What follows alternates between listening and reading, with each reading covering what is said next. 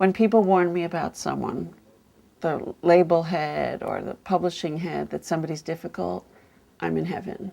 I just say, bring them on, and I can't wait. Because when people are described as difficult and have a reputation as difficult, it's 99% of the time because they've been disappointed over and over again by people who don't really know what to do for them.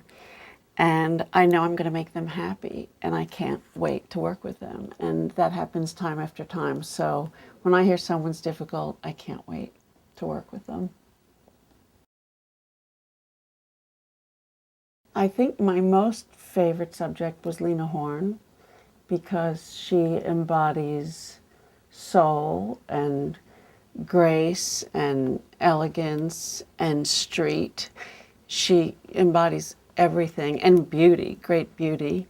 So she was a favorite subject. Many of the jazz musicians whom are no longer here, you don't realize that it's history when it's happening, and then time passes and you look at a picture and you say, wow, there's history attached to that. You know, Dexter Gordon playing, you know, in my studio for an hour after the session, things like that. There's been wonderful moments like that.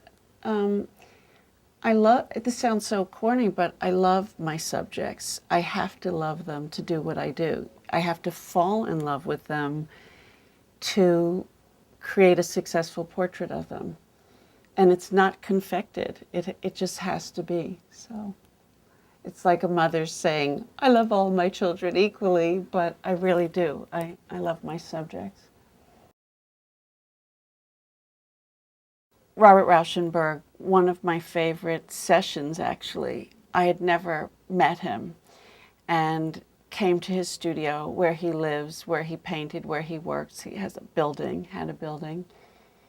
And there was a few minutes that I had to wait. And there was an incredible piece of his that was forged of texture, metal. You know, it was probably a big rusted side of a truck or something, but it was this beautiful textured metal. And Bob was great. He was just so wonderful. And I didn't like what he had on. Clothing is a big component, but that's another story. So I said, can I look through his closet? He said, sure. So I picked a shirt, and then there it was. There was this leather jacket. There was the same exact texture of the metal. So you live for moments like that. And again, that's what I mean by paying attention. That's what I mean by mastering improvisation. It's all there. You just have to find it. So I grabbed the shirt, I grabbed the jacket, and of course, in the picture, that jacket and that metal is one thing, and it's all organic and wonderful, and he was beautiful. Great artists know who they are, so there's no excavating at all. They're happy to share, and I think that I'm really blessed, actually, to be able to be in the presence of them and to give them back to themselves in my work. It's really wonderful.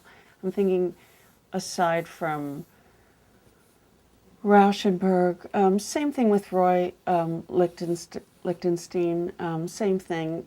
These painters, they know exactly who they are. Great jazz musicians, they know exactly who they are. Great opera singers know exactly who they are. Jesse Norman. There's not really work to do with Jessie. It's just centering in on exactly who she is. Frank Sinatra, Pablo Picasso, Billie Holiday, Ray Charles, Bob Dylan. What does Bob Dylan have that those other people do not? He's still here. So Bob, call me.